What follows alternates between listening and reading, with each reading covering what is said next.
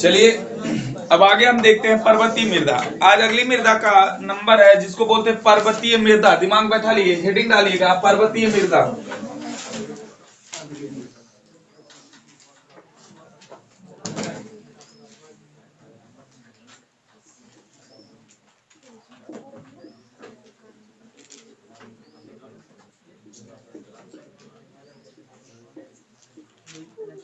Mountain soil, पर्वत को mountain बोलते हैं नहीं बोलते हैं? हाँ, याद रखना पर्वतीय मृदा को सर एक और नाम से जाना जाता है, बनीय मृदा के नाम से जाना जाता है। किस मृदा के नाम से जाना जाता है? पर्वतीय मृदा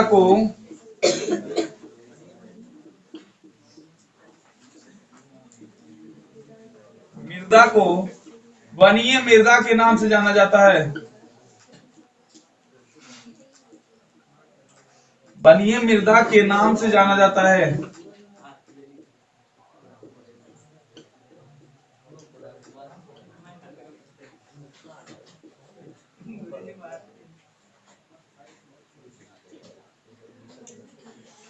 एक चीज आपने देखा होगा सर, जो पर्वत होता है, याद कैसे होगा सर? याद करने के तरीके क्या हैं? जो पर्वत होता है आपने उस पे देखा होगा प्यार से कि सर वन बहुत ज्यादा पाए जाते हैं, ठीक है, पर्वतीय वन होते हैं, ठीक। आपने चिनार का पेड़ देखा? चिनार नहीं देखा सर, ये भी पर्वतीय वन के अकॉर्डिंग आता है, ठीक है। आपने जो है ये जो अशोक टाइप का अपना चित्र बनाता है, फिगर बना लेते हैं, वो सब भी पर्वतीय वन होते हैं। रीजन क्या होता है सर कि बहुत ज्यादा वहां क्या बढ़ती है? बर्फबारी होती है। उन बर्फबारी से बचने के लिए वो टहनियां इस तरह नहीं होती है, इस तरह हो जाती है ताकि क्या हो जाए, बर्फ सरक कर नीचे चला जाए और उनके पत्तियों को, उनके पौधों को क्या हो, प्रॉब्लम ना पड़े। तो याद रखना सर, ये पर्वतीय मृदा को एक नाम से और जाना जाता है, बनीय मृदा। क्या जाना जाता है? बनीय मृदा। इसका क्षेत्रफल सर 2.85 लाख वर्ग किलोमीटर होता है। इसका क्षेत्रफल कितना होता है? क्षेत्रफल 2.85 लाख किलोमीटर स्क्वायर। इसका क्षेत्रफल जो पाया जाता है 2.85 लाख किलोमीटर स्क्वायर पाया जाता है। दिमाग बैठा लीजिएगा, इसका क्षेत्रफल 2.85 लाख किलोमीटर स्क्वायर पाया जाता है। अगर मैं यही कह दूं लाल मिट्टी का क्षेत्रफल कितना है, आप बताइए।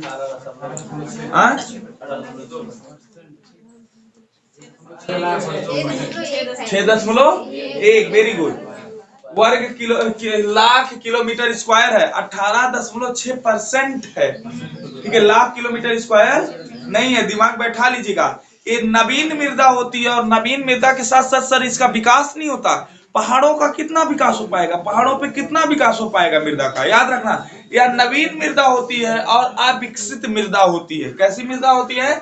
नवीन मृदा और अविकसित मृदा होती है। ये नवीन मृदा एवं अविकसित मृदा होती है।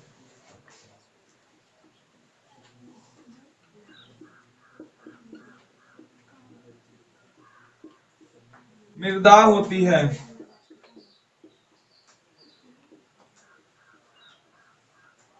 अविकसित मृदा होती है, ठीक है। दिमाग बैठा लिया, नवीन और अविकसित मृदा होती है। अभी एक चीज ट्रेंड में चल रहा है, आप लोगों ने देखा, न्यूज सुनी, आफ्ताब वाला मैटर, प्यार। हाँ सर, वो प्यार ही था, ठीक है। अच्छा, हाँ प्यार ही था एक प्रकार से। अपने गर्लफ्रेंड को ही काटा, वो 37 टुकड़ों में काटा है, ठीक है, ठीक है, जो भी हो, ठीक है। और उसके बाद उसको पन्नी में भर भर के फ्रिज में रखा था सर, एक एक टुकड़ों को ले जाके निपटा रहा था, ऐसा उसने बयान दिया है। लेकिन अभी वो बहुत साक्ष्य नहीं प्राप्त हुआ पुलिस को, अभी उस पर जांच पड़ताल चल रही है। ऐसे मैंने एक केस नहीं, क्राइम ब्यूरो रिपोर्ट की कुछ बातें मैंने पढ़ी, उसके अलावा मैंने 3-4 केस ऐसे पढ़ चुके हैं, 3-4 केस ऐसा। हाँ ठीक है, नहीं हमने जो पढ़ा है 3-4 केस ऐसे पढ़ चुके हैं जिसको मतलब काट के फ्रिज में रखी गई लाशें। यार कमाल की बात है, एक लड़के ने अपनी माँ को काट के फ्रिज में रखा था, और माँ को हमने पढ़ा, हम ये सब पढ़ते तो बहुत एक बार डिमोटिवेट होते थोड़े टाइम के लिए, मतलब दुनिया में कैसे कैसे शख्स हैं। मम्मी से झगड़ा हुआ, अपनी माँ को मारा, काटा और काट के जो है फ्रिज में रख दिया। अब सर आसपास के लोग जो है उन लोगों का अक्सर झगड़ा हुआ करता था, तो उनको जब 3-4 दिन झगड़ा सुनाई नहीं दिया तो उनको डाउट हुआ कि यार मतलब कहाँ गई ये बुढ़ी जो जी लड़ती थी, दोनों लड़ते थे। उन लोग पड़ोसी ने जाके कंप्लेन कर दिया पुलिस के पास कि हमें डाउट है, हम डाउटफुल है। गई तो गई कहाँ वो। उसके बाद सर पुलिस जब जांच पड़ताल की तो फ्रिज में से लाश मिलती है उनकी, जान लीजिए। तो किसके ऊपर आजकल भरोसा करेंगे आप? अपने ऊपर। अब पुलिस के ऊपर कैसे भरोसा करेंगे सर? पुलिस भी उसका केस कमजोर कर देती है जो कातिल रहता है, उसका केस मजबूत कर देती है जो कातिल नहीं रहता है। उल्टा काम। बस आपकी पहुंच और पैसा होना चाहिए।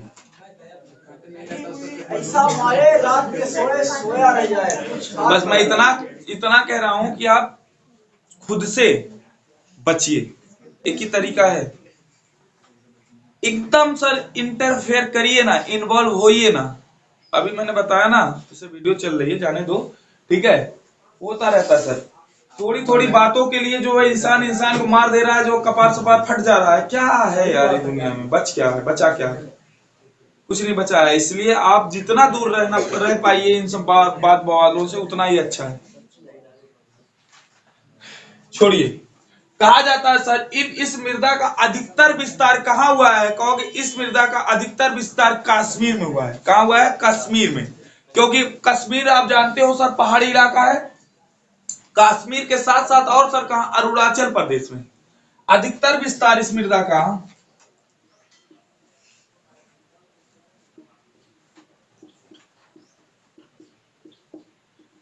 कश्मीर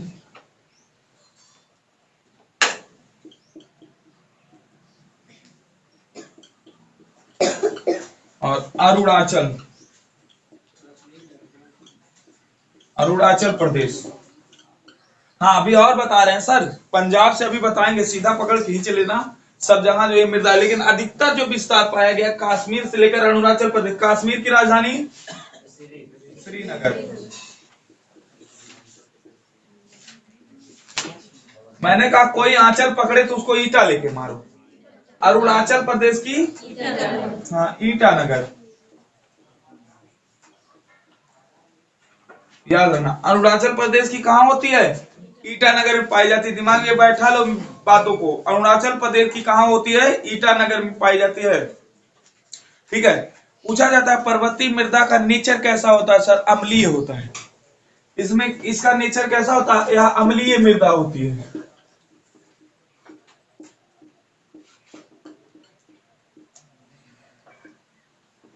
यह अम्लीय मृदा होती है। कैसी मृदा होती है? अम्ल को क्या बोलते हैं? एसिड।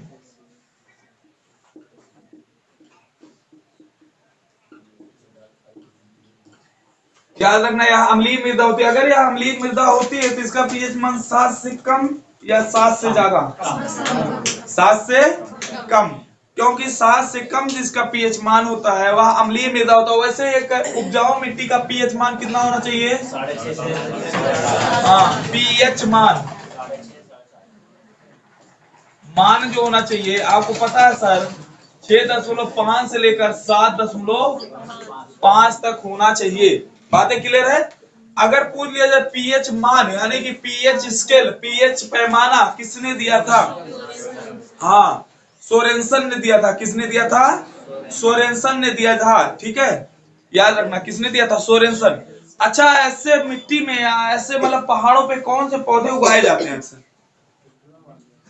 बताओ कौन से पौधे उगाए जाते हैं? भैया आपने देखा होगा जम्मू कश्मीर में सेब बहुत ज्यादा पाया जाता है। सेब के पौधे हुए, नाशपाती के पौधे हुए, ठीक है। ऐसे ऐसी खेतियां की जाती है इसके अंतर्गत। ठीक है, किसकी किसकी खेती में अगर देखा जाए सर, खेतियां कैसी की जाती? खेती तो आप कहोगे सेब, नाशपाती, पत्ती आदि, सेब नाशपाती आदि चीजों की खेती होती है इसके अकॉर्डिंग। आपने देखा सेब के साथ साथ सर यहाँ जो है क्या नाम है उससे केसर की, ठीक है, अनार उनार की तो उतना ज्यादा नहीं, कैसी केसर की खेती होती है। बातें क्लियर हो गई। इसके साथ साथ सेब के साथ साथ किसकी खेती, केसर की भी खेती की जाती है। ये बात को दिमाग में अच्छे से बैठा लीजिएगा। सबसे अच्छा केसर कहाँ का पाया जाता है? जम्मू कश्मीर का। दुनिया में सबसे अच्छा ही है और मैं पूछ रहा हूँ, हाँ जानकारी के लिए पूछ रहा हूँ।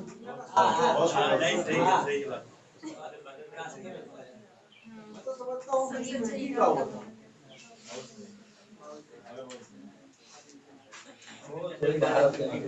इतनी बातें क्लियर हो गई। इस मिट्टी की अधिकता कहाँ पाई जाती है? जम्मू कश्मीर और अरुणाचल प्रदेश का हो दो तुम लोग का इधर चला ही भजन कर दो मुझे चला। जम्मू कश्मीर और अरुणाचल प्रदेश, इस चीज को दिमाग में अच्छे से बैठा लीजिएगा एकदम तहिया के। बात समझ में आई ना? चलिएगा अब 2-3 क्वेश्चन ध्यान सुनना। अगर मैं आपके सामने लिख दूं सर, बार बार याद करवा रहे हैं क्योंकि पेपर में क्वेश्चन पूछे गए हैं। 7.0 से पीएच मान कम हुआ तो मृदा कैसी? 7.0 से पीएच मान ज्यादा हुआ मृदा कैसी? क्षारीय, यानी कि माइनस हुआ, कम हुआ तो अम्लीय, और ज्यादा हुआ क्षारीय। लेकिन अगर मैं कह दूं सर 7 पे है,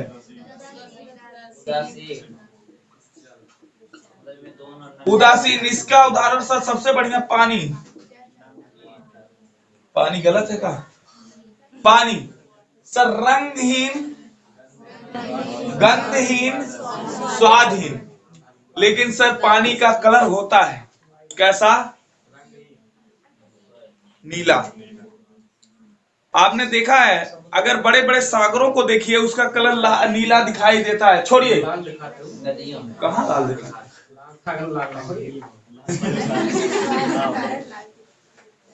अगर आप स्पेस से देखेंगे जाके हमारी पृथ्वी को तो इसका भी कलर कैसा दिखाई देगा? नीला। ठीक है, अगर चंद्रमा से पृथ्वी देख रहे हैं तो ये नीला दिखाई देती है। ठीक है, याद रखना इस बात को, कैसा दिखाई देती है? नीली दिखाई देती है पृथ्वी। ठीक है, आपने देखा था सर इंदिरा गांधी ने, हमारे एक व्यक्ति थे जिनसे पूछा गया स्पेस में से कि हमारा भारत कैसा दिख रहा है, उन्होंने कहा था सारे जहां से अच्छा हिंदुस्तान हमारा। किसने कहा था? राकेश शर्मा ने। सबसे सारे जहां से अच्छा हिंदुस्तान हमारा अल्लामा इकबाल ने लिखा है।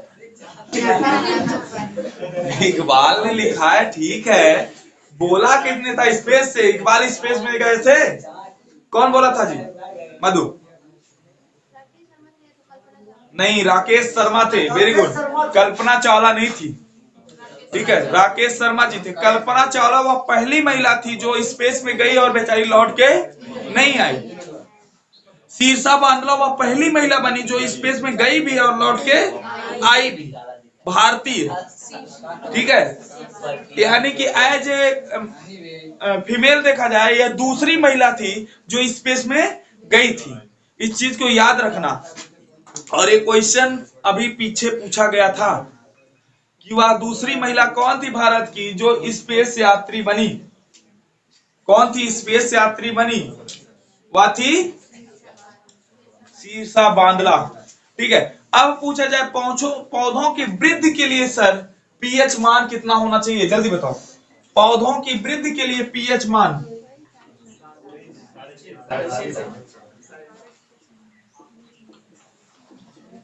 कौन सा पौधा? पौना या बकरिया वाला बनाया कि कई भैया ये काली बकरी नीली बकरी किसके बारे में बताए? काली के बारे में, सफेद के बारे में। काली भी पानी पीती है, फिर सफेद वाली का ये भी पानी पीती है, वो हाल है। ठीक है, वो मत करो, पढ़ लो।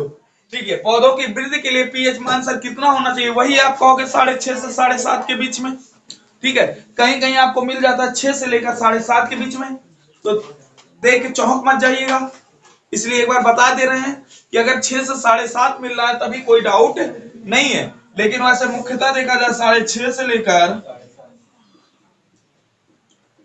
7.5 के बीच में मिट्टी का क्या होना चाहिए, पीएच मान होना चाहिए। अगर मिट्टी हानिकारक कब हो जाएगी, जल्दी बताओ, बढ़ जाए या घट जाए, बताइएगा, मिट्टी हानिकारक कब हो जाएगी, या बढ़ जाए या घट जाए। हाँ, या तो अम्लीय हो जाए मिट्टी या तो क्षारीय हो जाए। अमल को दूर करने के लिए किसका प्रयोग, चूना पत्थर का, वेरी गुड। और सर क्षार को दूर करने के लिए किसका प्रयोग, जिप्सम का प्रयोग किया जाता है। किसका प्रयोग किया जाता है, जिप्सम का प्रयोग किया जाता है। ये छोटी छोटी बातें लेकिन सर बहुत काम लायक है। क्लियर हो गया।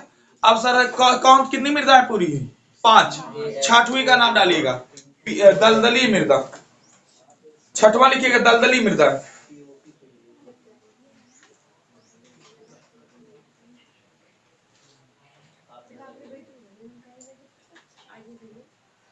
जिप्सम का फार्मूला केमिस्ट्री पढ़ रहे हो, जिप्सम का फार्मूला लिख रहे हो।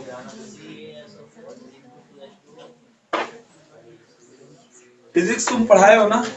चलो बताओ, संघनन प्रक्रिया क्या होती है, जल्दी बताओ। और ये हम भी पढ़ाए हैं तुम्हें। चलो जल्दी बताओ, संघनन प्रक्रिया क्या होती है। नहीं पता, मुक्का खाओगे तुम। नहीं नहीं, उसी को बता, कोई बोलेगा नहीं। मुझे नहीं आइडिया। संघनन प्रक्रिया क्या होती है, वाष्पन प्रक्रिया क्या होती है। संघनन है, बादल का बरसना किस प्रक्रिया द्वारा समझना, वाष्पन प्रक्रिया द्वारा बादल बनता है, ठीक है। और वाष्पन से जब संघनन में परिवर्तित होता है तब वर्षा होती है। ये भूल गए इतने जल्दी। हमारे बादल के कितने प्रकार, 3 प्रकार बताए थे ना। मैंने कहा था सर एक कौन सा होता है, स्तरीय, ठीक है, और एक होता है पच्छाव, और एक काला कपासी। सबसे ज्यादा स्थान कौन घेरता है, कौन सा, हाँ काला कपासी। सबसे ज्यादा वर्षा सर स्तरीय बादल करवाता है, ठीक है। हाँ आप संग्रहण पूछे थे, हाँ, हमारे पास आना संग्रहण, हमसे दूर जाना वाष्पन। चलो ठीक है। नहीं नहीं ठीक बताया है, लेकिन ये उदाहरण नहीं होता है। उदाहरण नहीं, समझाने। और जैसे मैं कह दूं सर एक बर्फ है, उसको आप हीट देना शुरू करें, ये वाष्पन की प्रक्रिया शुरू। बर्फ जल में बदला, 100 सेल्सियस सेंटीग्रेड हीट दिए, वो बदल गया किस पे, वाष्प में। वही वाष्प है, फिर वहां से संघनन की प्रक्रिया शुरू करो। वर्षा होगी, संघनन की प्रक्रिया शुरू करेंगे तो जो वाष्प है धीरे धीरे बूंदों में परिवर्तित होगी, बूंदों से धीरे धीरे जल में परिवर्तित होगी, और 0 सेल्सियस का दे दीजिए सर, 0 धीरे धीरे बर्फ में परिवर्तित हो जाएगी। बस कुछ प्रक्रिया में है थोड़ी ना, ठीक है। एकदम बस थोड़ा सा कॉन्सेप्चुअली है। जब हम आपको वो पढ़ा रहे थे बादल, तो उसमें इस चीज को समझाया भी था अच्छे से। मानसून में। हाँ मानसून में भी समझाया था, लेकिन कब, क्यों पढ़ना क्यों है सर, हैं? क्या डेली करवाती हो, संघनन और वाष्पन। संघनन तुम करवाती हो डेली, वाष्पन नहीं वाष्पन करवाती हो, संघनन नहीं करवाती हो। संघनन खुद से होता है, वाष्पन आप करवाते हो भट्टी में आग लगा के और दाल उठवा रख के। हाँ तो वो खुद से होता ना, वो तुम नहीं करती। अब तुम तब करती कि उसको ले जाके तुरंत फ्रिज में करो। ठंडा तो खुद से हो रहा है, लेकिन लकड़ी लगा लगा के वाष्पन खुद से करवा रही हो, ठीक है। चलिए हेडिंग डालिएगा, दलदली मृदा।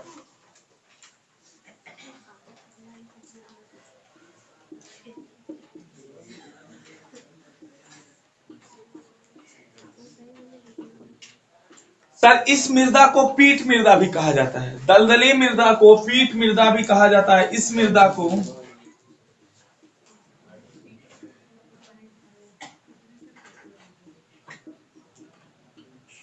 पीठ मृदा भी कहा जाता है।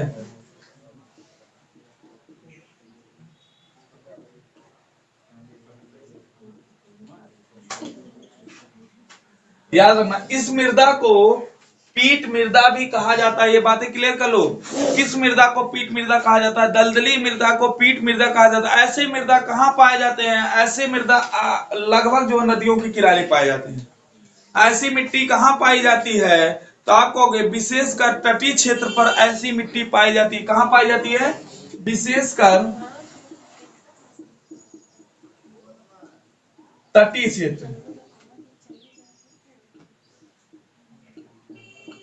क्षेत्र पर ऐसी मिट्टी पाई जाती है, मिट्टी पाई जाती है।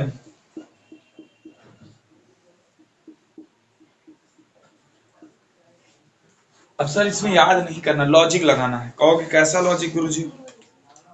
लॉजिक ये लगा दलदल। दलदल कहाँ हुई? जहां पानी वानी मिली।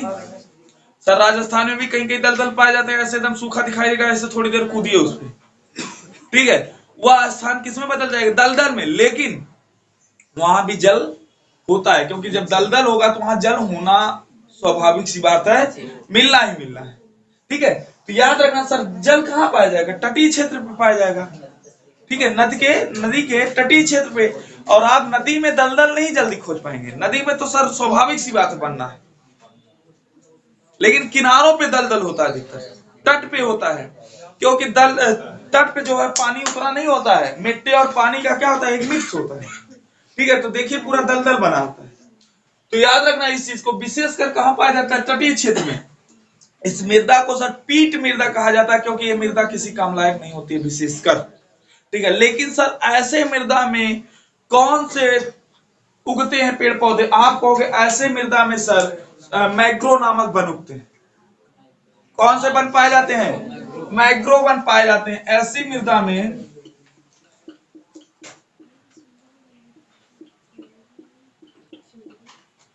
मैग्रो वन पाए जाते हैं नामक पौधे उगते हैं।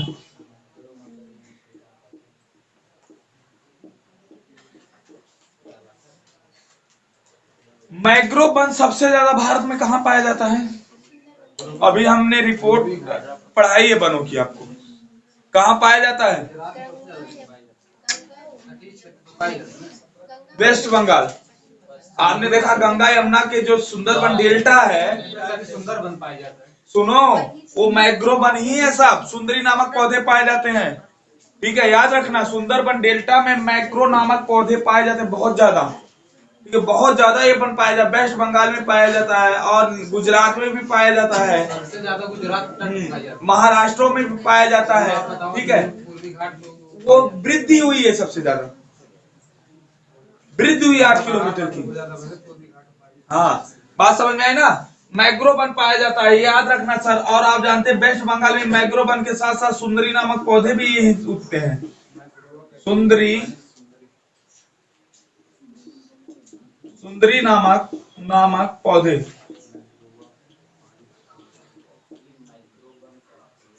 सुंदरी नामक पौधे उगते हैं वेस्ट बंगाल में। आप जानते हैं ना कि यहाँ मतलब दलदली क्षेत्रों में सुंदरी नामक पौधे होते हैं।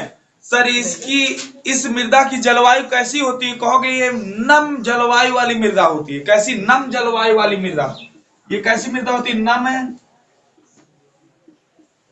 जलवायु वाली मृदा।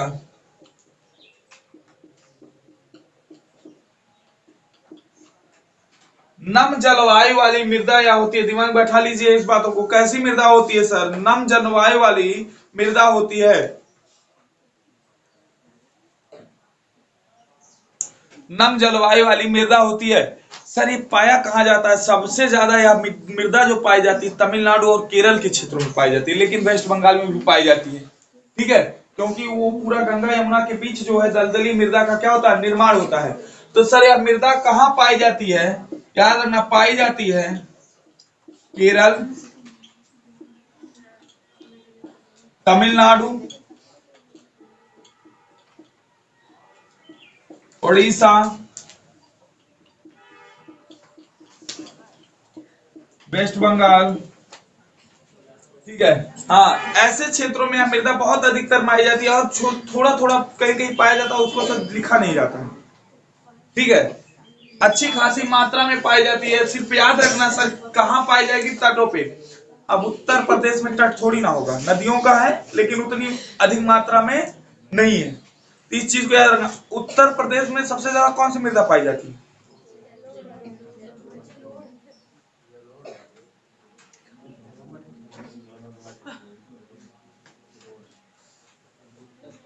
जल्दी बताओ।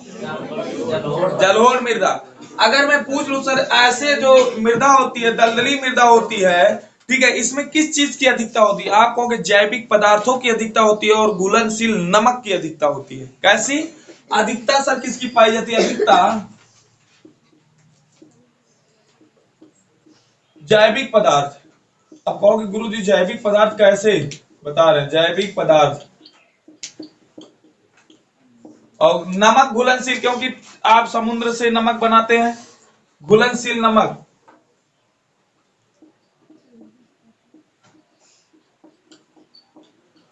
नमक की अधिकता।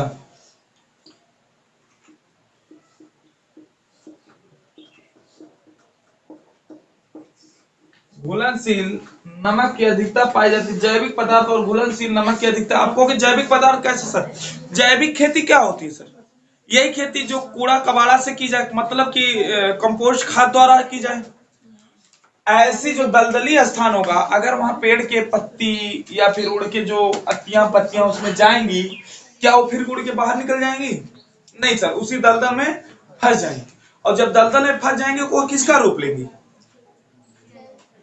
बताओ, किसका रूप लेंगी? नमक का। देखो, जैविक पदार्थ का रूप लेंगी। और जब जैविक पदार्थ का रूप ली तो सर इसमें जैविक पदार्थों की कमी पाई जाएगी? स्वाभाविक सी बात है, जैविक पदार्थों की कमी नहीं पाई जाएगी। बातें क्लियर हो गई ना? इसमें अधिकता किसकी? जहां दलदल आ जाए तुरंत सोचना सर कि यहाँ कूड़ा कबाड़ा जाके गंज जाता है, और जैविक पदार्थों की यहाँ का पाई जाती है? अधिकता पाई जाती है। ठीक है, इतना दिमाग में बैठा लीजिएगा। सर आप जानते हैं यहाँ मृदा थोड़ा बहुत बिहार में भी पाई जाती है, थोड़ा बहुत, ज्यादा नहीं।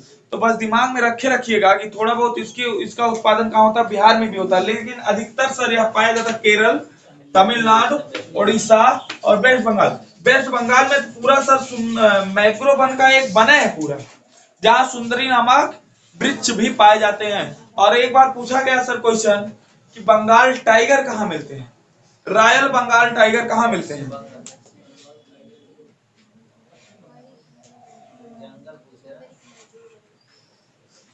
बताओ, बंगाल टाइगर कहाँ मिलते हैं? अरे भैया, सुंदरी नामक वन में बंगाल टाइगर पाए जाते हैं। और एशियन लायन पूछ लिया जाए तो गिर नेशनल पार्क। ठीक है, कहाँ? गिर नेशनल पार्क। और वहां का नेपाल, बांग्लादेश का कुछ चिन्ह भी है, रॉयल बंगाल टाइगर। ठीक है, क्या है? पशु, राष्ट्रीय पशु माना गया वहां का, ये भी याद रखना। इसलिए उनको कहते हैं ना, टाइगर का मुकाबला बब्बर शेर से जब भारत में होता है। भारत के सर कुछ मीम्स भी पढ़े कि सर बेटे को हराया, पोते को हराया, फाइनल खेल के दिखाएगा फाइनल कैसे खेला जाता है। इंग्लैंड ने कहा बेटा तुम बाहर चलो, हम फाइनल खेल लेते हैं अब की बार। तो याद रखना इस चीज को। चलिए, अगली चीज यहां से पूछा जाएगा, सर इसका रंग कैसा होता है? इसका रंग होता है नीला। दिमाग बैठा लिए, मृदा कैसी होती है? नीले कलर की होती है। मृदा कैसी होती है? नीले कलर की होती है। सर इसका नीला रंग होने के कारण फेरस आयरन होता है। फेरस आयरन के कारण,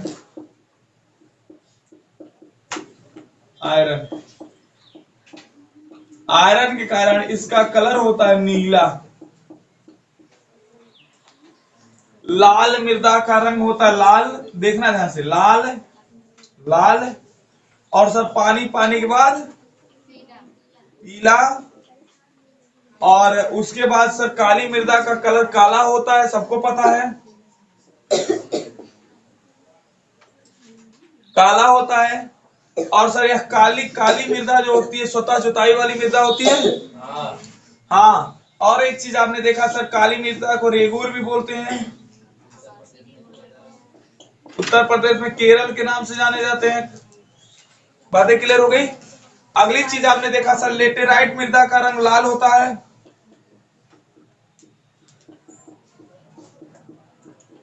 लेटेराइट मृदा को लीचिंग प्रोसेस द्वारा उगाया जाता है, सबको पता है किसके द्वारा? लीचिंग प्रोसेस द्वारा उगाया जाता है। ठीक है। उसके बाद आपने देखा सर दलदली मृदा जो होती है, दलदली मृदा का भी रंग कैसा होता है? नीला होता है। फेरस ऑक्साइड के फेरस आयरन के कारण इसका रंग कैसा होता है? नीला होता है। ठीक है। लाल मृदा का रंग लाल क्यों होता है? लौह ऑक्साइड के कारण। वही सर लेटेराइट मृदा में लौह ऑक्साइड के कारण इसका रंग कैसा होता है? लाल होता है। लेकिन काला मृदा काली मृदा का रंग काला क्यों होता है? हाँ टिटैनी फेरस के कारण। ठीक है। हाँ, ये एक प्रकार से याद रखना सर, ये अवसादी चट्टानों से बनी हुई मृदा होती है। अब इतना दिमाग में बैठा लेना, अवसादी चट्टान यानी जो जली गली चट्टान होगी, जली वो काली होगी, स्वाभाविक सी बात। और काले चट्टानों से बनी मृदा काली ही होगी। ठीक है, दिमाग बैठाना। कैसी होगी? काली ही होगी। छोटी छोटी बातें हैं, लेकिन बातों को दिमाग में बैठा लीजिए अच्छे से। अगली चीज पूछा जाएगा, ये दलदली मृदा सर कैसी मृदा होती है? कहोगे अम्लीय मृदा होती है। कैसी मृदा होती है? अम्लीय मृदा होती है। इसलिए भी इसमें सर क्या नाम है, घुलनशील पदार्थ, घुलनशील नमक भी पाया जाता है और जैविक पदार्थ भी पाया जाता है, जो इसकी अम्लीयता को क्या करेगा? दूर कर सकता है। ठीक है। कैसी मृदा है? अम्लीय मृदा है।